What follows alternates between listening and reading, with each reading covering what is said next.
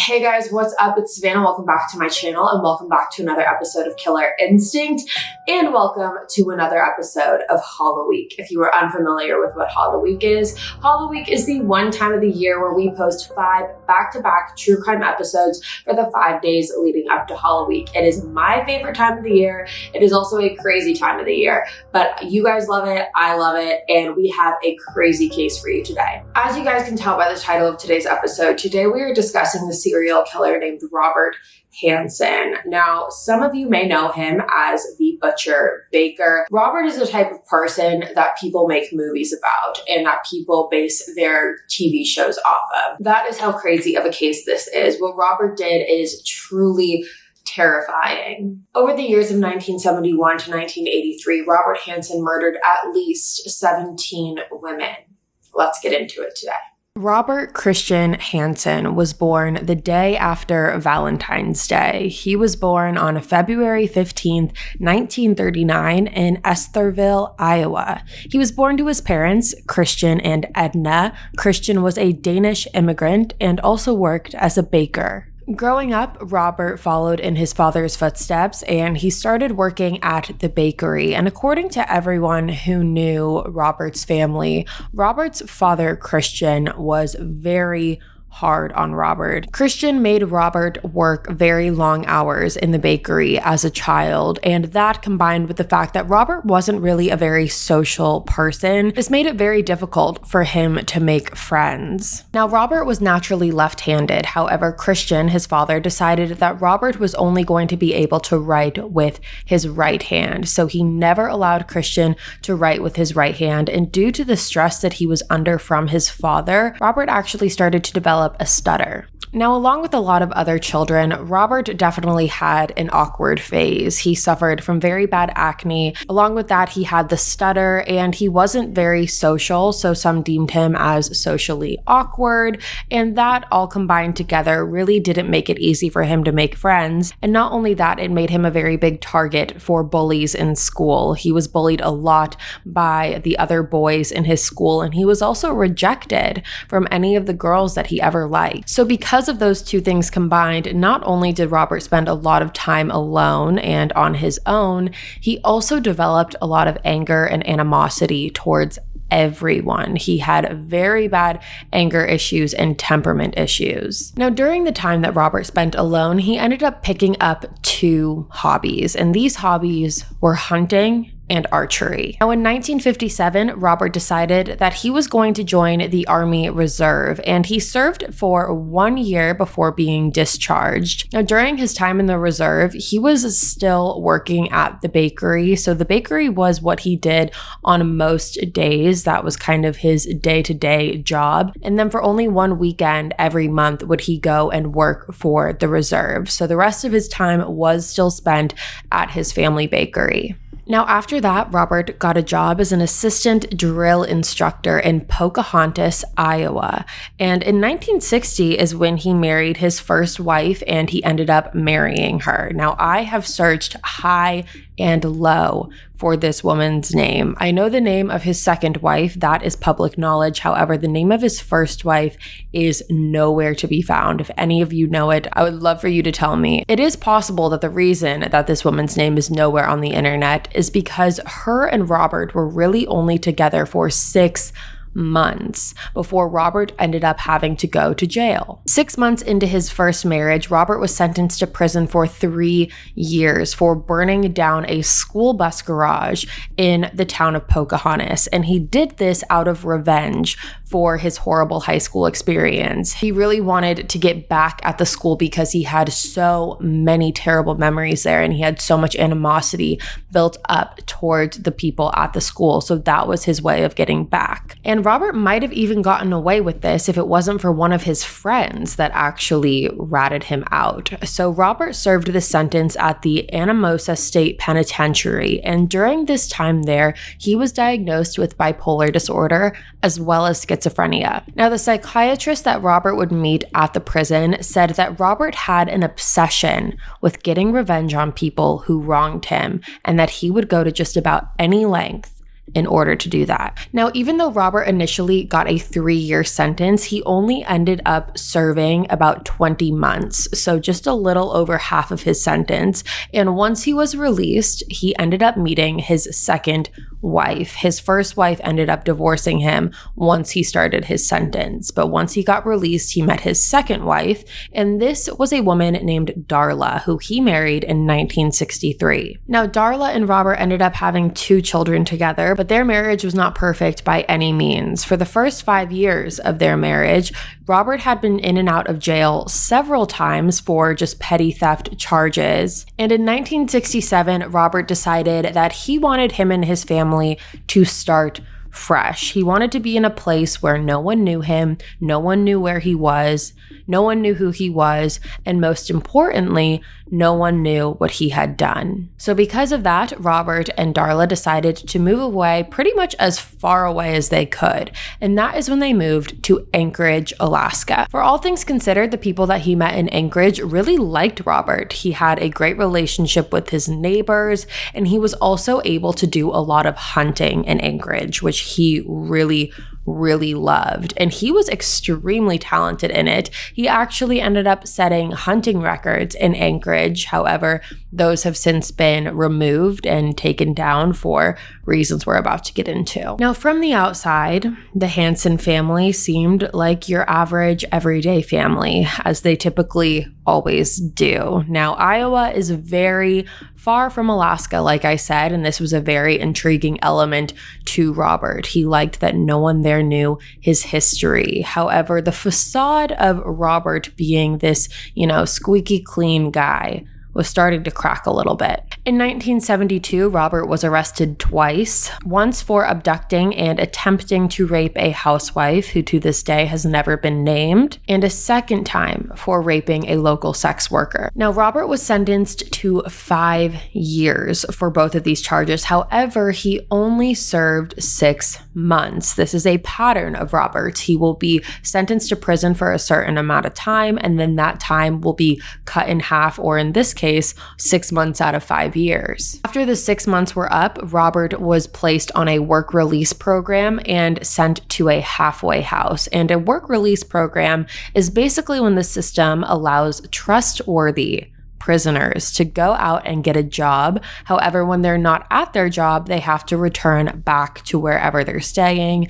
Now, it is pretty shocking seeing the severity of Robert's crimes and him not having to serve all of that time for it. The fact that he is just being released for most of these charges. And again, we're not talking about simple petty theft or petty crime or, vandalism or trespassing or things like that. We are talking about attempted rape, actual rape, kidnapping. These are very severe crimes that Robert was not getting fully punished for. So 5 years after Robert served those 6 months, he was arrested again. And this time he was arrested for stealing a chainsaw at a local convenience store. And he was sentenced to 5 years in prison for this. Along with that, he was also required to receive psychiatric treatment for his bipolar disorder while he was incarcerated. Now, this is a contingency that had never been put in place before in Robert's previous times in prison.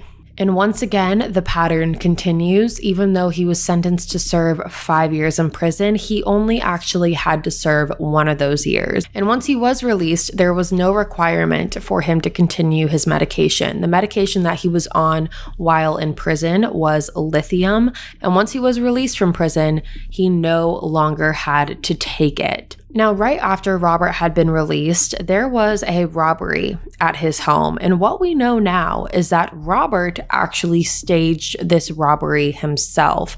And the reason he did this, the reason he faked a burglary on his own home, was so that he could get insurance money. And his plan ended up working. He ended up receiving $13,000 in insurance money. And with that money, he went on to open up his own bakery in Anchorage, Alaska. So he really was continuing on the family tradition of working at a bakery and having their own family bakery. And this is why he is referred to as the Butcher Baker. In 1982, Robert bought a Piper Super Cub bush plane. This is a two-seater single-engine type of plane, and it maxes out at about 130 miles per hour.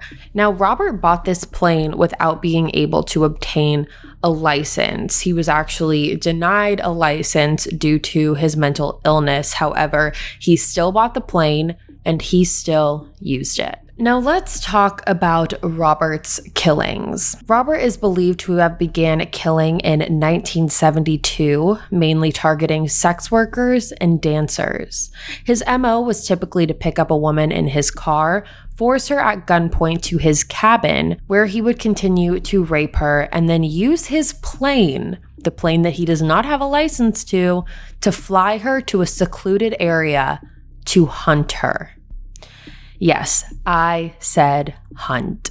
Robert would take the women that he had kidnapped and put them on his plane and fly them to a secluded wilderness area and make them believe that he was going to let them free. He would tell them that, I'm going to let you free, start running, just run as fast as you can. And little did they know, this was all a part of his game. As these women ran for their lives, Robert would track them down and chase them using an arrow and a knife. And this was no quick chase. Robert would hunt these women for hours, if not days at a time, before tracking them down and killing them. You can only imagine the terror that these women are going through, thinking that they're going to be released while also not knowing where in the hell they are, because they just took this airplane to this random forest wilderness and now they're being told to run. They don't know where to run. And now they have this psychopath hunting them like an animal.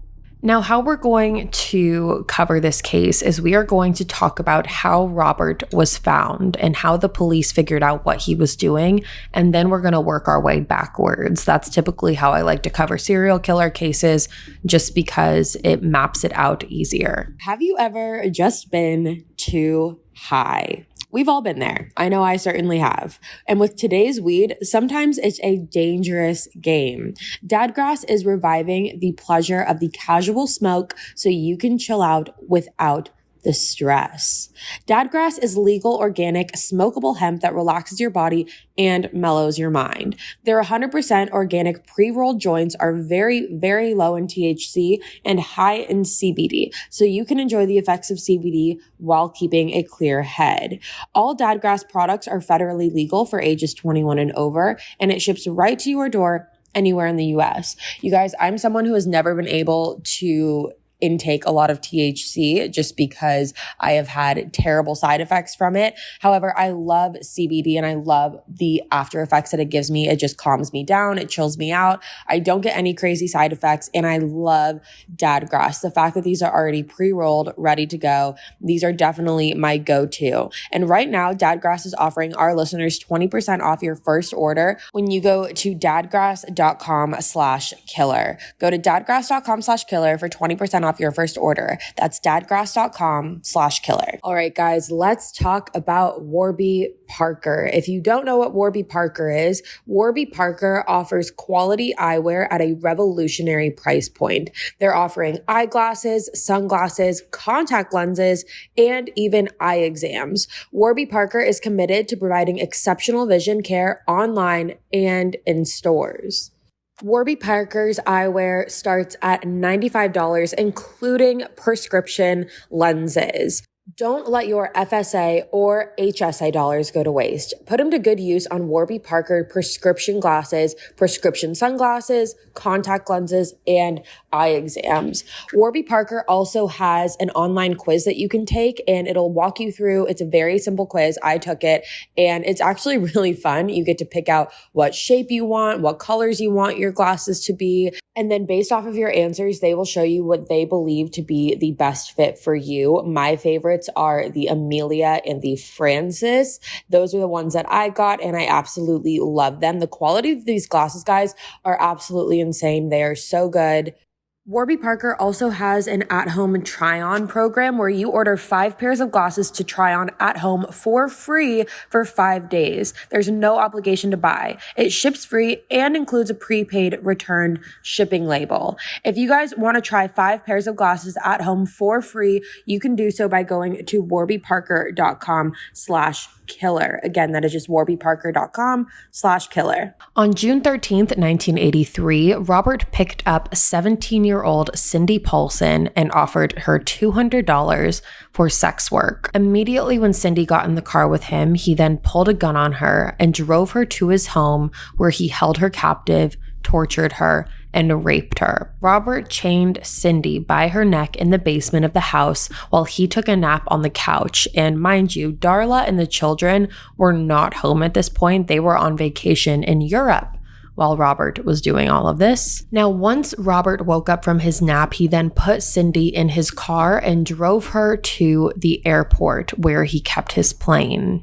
Robert would typically take his victims to the Knik River, which was only accessible by boat or bush plane, which Robert happened to have. Robert told Cindy that he would let her go if she cooperated and went to his cabin with him that was at Knik River. However, Cindy knew better, and she knew that if she got on that plane with Robert, she would not be coming back. Robert took Cindy to the Merrill Field Airport, and while Robert was loading the airplane's cockpit, Cindy found her chance to escape, and she took it. She crawled out of the back seat and opened the driver's door while one of her hands was still attached to the handcuff, and she ran as fast as she could. Now, even though Robert did chase after her, he could not get to Cindy in time before she was able to flag down a truck driver that was driving by and got in the car with him. Now, once Cindy got in the car with this truck driver, she asked the driver to drive her to a local motel. And when she got there, that is when she called her boyfriend. Cindy's boyfriend was staying at a different motel nearby called the Big Timber Motel. And so she went to meet him there. So she actually wasn't the one to call the police. It was the truck driver that was the one to call authorities. And authorities then met Cindy and her boyfriend at the Big Timber Motel. Cindy was taken to the police station, where she described Robert's appearance to a sketch artist to a T. She gave a perfect description of what Robert looked like. And along with that, Cindy was able to perfectly describe the house, the airport, and the plane. And she even left behind a little bit of evidence too. Cindy had left her shoes in the airplane before she ran off. So because they had the shoes in the airplane, they were able to link that to Robert. So obviously at this point, authorities have to go talk to Robert, and according to them, Robert was infuriated. Police told Robert that Cindy was accusing him of kidnapping and rape, and Robert went on this whole tangent about how it was obvious that she was using him for money and trying to falsely accuse him because he did not do any of that. A direct quote from Robert is when he said, quote unquote, "You can't rape a prostitute, can you?" Now, even though Robert has quite the track record with the law already, the police really didn't consider him a viable suspect yet. You know, he was the local baker. He had a good reputation. He kept to himself. He had a family. But more than that, two of Robert's friends backed Robert with a false alibi for the night of the attack of Cindy. Robert's friends told authorities that they were with Robert the entire night, and so there was no way that he could have done this to Cindy. So because of that, there were no charges filed. Now, in my mind, what doesn't make a lot of sense there, just as a side note, is clearly if you have her shoes in the airplane, she's not making up the fact that she was with him. So this alibi doesn't really hold up either way if you think about it, other than if he just said, you know, that was from a different night. Robert could lie and defend himself by saying that the shoes were left in there from a different night when they were together. However, those shoes being in the airplane shows that there is some credibility to Cindy's story, and that this alibi shouldn't really hold up as much as it did for many reasons, but one being there's evidence in the plane that Cindy was there. Now, months had gone by after Cindy's attack, and on September 2nd, there was another body of a woman named Paula Golding, who was also 17 years old, and her body was discovered in a shallow grave on the bank of the Knik River. Paula was also a sex worker and a dancer in the Anchorage area, and she had been missing for 5 months by the time her body was discovered.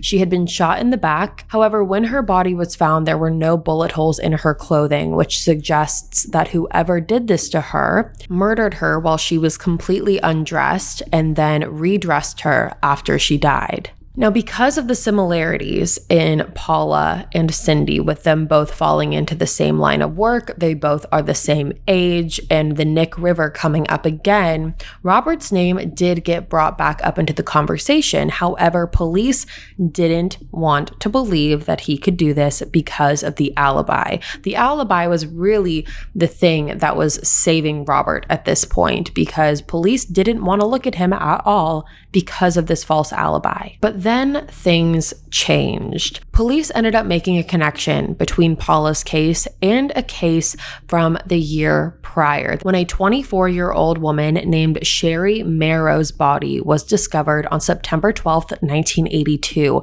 by two hunters that were hunting along Nick River. These hunters were named Walter Gilmore and Leland Hale, and they discovered Sherry's body as they were returning back from hunting and crossing over the sandbar in the Nick River. At first, they noticed a boot sticking out of the sand, and when they got closer, they realized it was a body. They immediately contacted authorities, who arrived on the scene, and police discovered a shell casing from a .223 caliber bullet. An autopsy confirmed that Sherry had been dead for about 6 months, and it took 2 weeks to identify her. Sherry was also a dancer. She danced at the Wild Cherry Bar in downtown Anchorage and was last seen on November 17th, 1981. Now, after finding and comparing the similarities between Sherry, Paula, and Cindy, authorities ended up bringing in an FBI profiler, because at this point they were stuck. They didn't know where to look. They didn't know who was doing this, when in reality, Robert was right under their nose the entire time. Now, this FBI profiler came in and he profiled the suspect as someone with low self-esteem, someone who was also an experienced hunter, and someone who had a history of rejection from women. This profiler even went as far as to say that this suspect more than likely had a stutter. Now, does that person sound familiar to you? Now, once the authorities heard about this profile, they went back to the two men that gave this alibi for Robert. So they went back to Robert's friends, and they basically said that if they were lying, if this alibi was not true, that these two friends were going to be criminally charged to the fullest extent, and that is when they cracked. Both of these men admitted that they had lied about the fact that Robert was with them that night. They said that Robert was not with them that night, and not only that, they also informed police that Robert had committed insurance fraud by staging a burglary in his own home to collect $13,000 of insurance money to open his own bakery. Now, once police learned that Robert's alibi was completely fake, that's when they really honed in on him. Now, Robert was brought in for questioning again on October 27th, 1983. And according to authorities, when they walked into Robert's bakery, because that is where they met him to tell him to come with them, Robert didn't ask any questions. It's almost as if at this point he knew he was caught. But what Robert didn't know is while Robert was with authorities answering questions and being interrogated, authorities actually had a warrant to go through his entire house and search it from top to bottom. Now, at first, when Robert was being questioned by police, he was adamantly denying that he had anything to do with any of these disappearances and any of these murders. However, it didn't take long for him to figure out that the police knew a lot more than he thought that they did. And a lot of what the police knew is what they found in Robert's home. Inside of Robert's home, police found the gun that had been used to carry out all of the murders, as well as the IDs and jewelry that Robert had taken as trophies from his victims. Now, along with all of this, police also found an aviation map. This map was found hidden in the headboard of Robert's bed, and this was a map of Anchorage, Alaska. Robert had marked X's on spots of the map where he had left his victims. He literally created his own treasure hunt map and marked everywhere where he had murdered someone. Different sources say different numbers as to how many X's were on this map, and these numbers range from 24 to 32 X's on this map. So it was somewhere in that range, and this is when police knew, finally, that they had their guy. And not only was the aviation map enough for them to know that Robert was responsible for this, while police were searching through Robert's home, they also found the same shell casings in Robert's home as the ones that were found when Sherry's body was discovered. So based off of all of this information, Robert was then arrested and charged with assault, kidnapping, weapons offenses, theft, and insurance fraud. Now, when Robert and his attorney realized the massive amount of evidence that was going against Robert and how really there was no way of him getting out of this, Robert and his attorney arranged a meeting with the DA, and they struck a deal. Now, this was a two-part deal, and one of the parts we will get to in a moment, but let's talk about the first part of this deal, and that was a full confession from Robert. Now, in this confession, Robert said that he would get the girl in the car, and typically this girl was some sort of sex worker or dancer, and he said, quote, "I pull out the gun and I say, look, you're a professional. You don't get excited. You know that there is some risk to what you've been doing. If you do exactly what I tell you to do, you're not going to get hurt. You're just going to count this off as a bad experience and be a little more careful next time with who you're going to go proposition or go out with. I tried to act as tough as I could to get them as scared as possible. Reach over and put the gun in her face and get them to feel helpless or scared. You always try to get control of the situation." He admitted to taking women into the wilderness, again saying that his favorite spot was the Nick River. He would let them go and hunt them down using arrows, guns, and knives. He told police that sometimes he would even blindfold these women, and every time he would undress them before making them run for their life. Robert described the hunting to authorities as going after either a doll sheep or a grizzly bear. Now, he also confessed to raping these women. If not by just himself, he would rape them with objects such as hammers or broomsticks.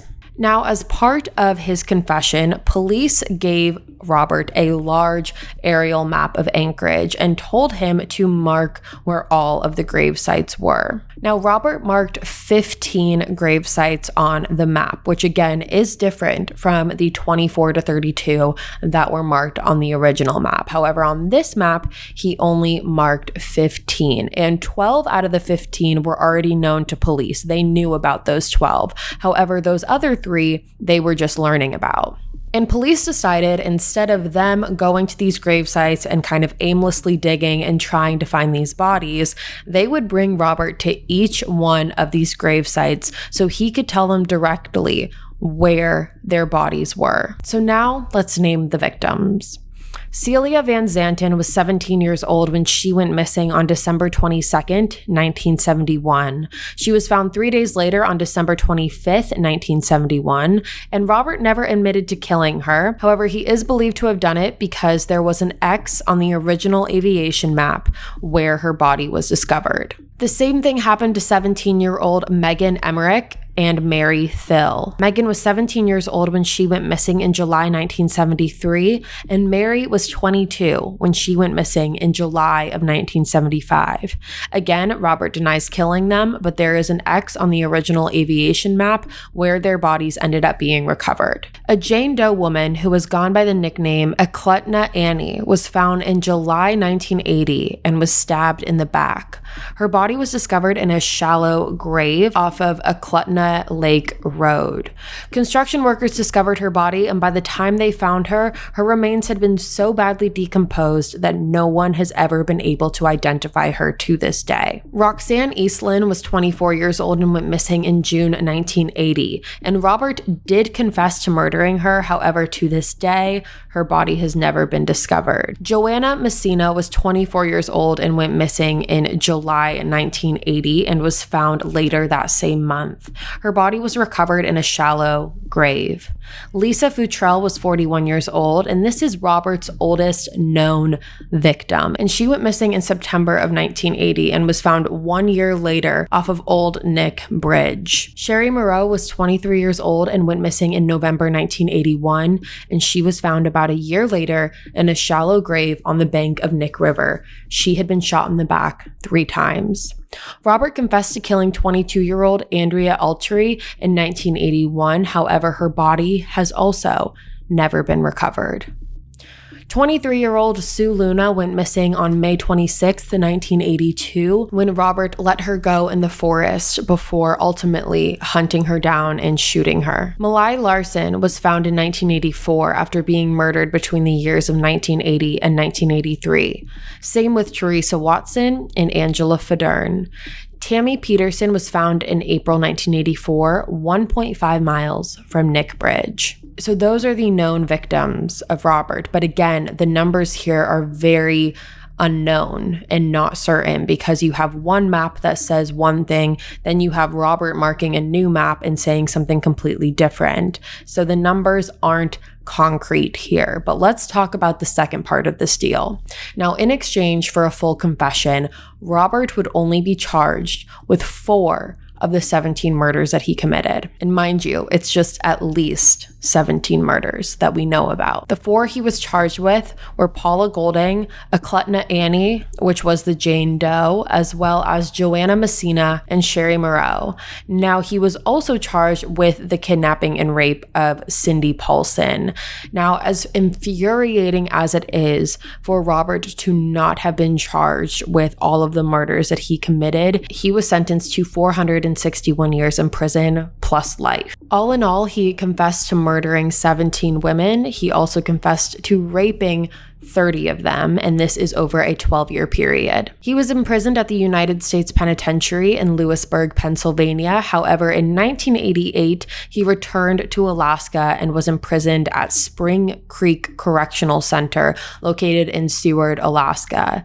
His wife did end up divorcing him and moved to Russia with her kids, where it's said that she is now a teacher. Robert died on August 21st, 2014, due to health conditions. So his life was ended in prison. Now, the Knik River is a part of Anchorage, and in 2010, I know that it is many years after these crimes were committed. However, in 2010, the population was 744 people. So there really weren't a lot of people roaming around at the time that would have been able to see Robert doing this. And again, Robert was a smart guy. He knew where to take his victims. He was taking them in areas that were secluded, that people were not going to be around. That's why he was able to get away with this for so long. And the Knik River really isn't that deep, by the way. It's only about 3 feet. So if someone were to fall in it, they really wouldn't be going fully submerged underwater. And there are a lot of woodlands surrounding the river, which is where Robert would bring his victims. This case is absolutely wild to me, just considering for many reasons, but one being the fact that this literally sounds like a movie. Robert was taking these victims and throwing them into the wilderness, making them run for their lives and hunting them down. I honestly am very surprised that he never got caught before he did. And the fact that he held all of these hunting records in Anchorage, which, like I said earlier, have since been removed due to the nature of his crimes. However, the fact that he was so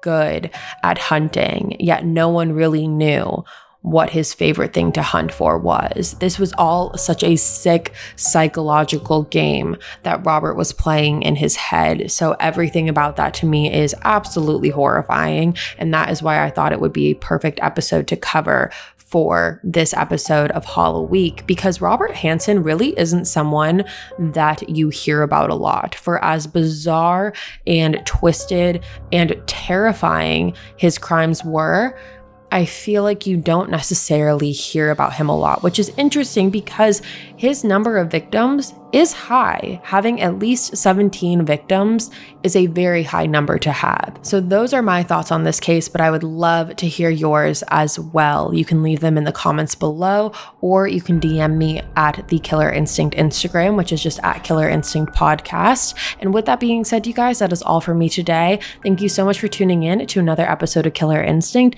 and thank you for tuning in to another episode of HALLOWEEK. Like I said, my name is Savannah Brimer, and I am your host of Killer Instinct. Make sure you go ahead and hit that subscribe button. That way you never miss an episode. We post weekly here every single Wednesday, and you're not going to want to miss it. We also post every Thursday on the YouTube channel, and you're not going to want to miss that. I'll be back tomorrow with a brand new case for you guys, and until then, stay safe. Bye, guys. Thank you guys so much for watching. Make sure you come back and join us tomorrow, where we talk about the Zodiac Killer update. We are going to talk about why people believe this case is solved, if there's any credibility behind it. We're going to go through all of it. So make sure you tune in tomorrow. I'll see you there.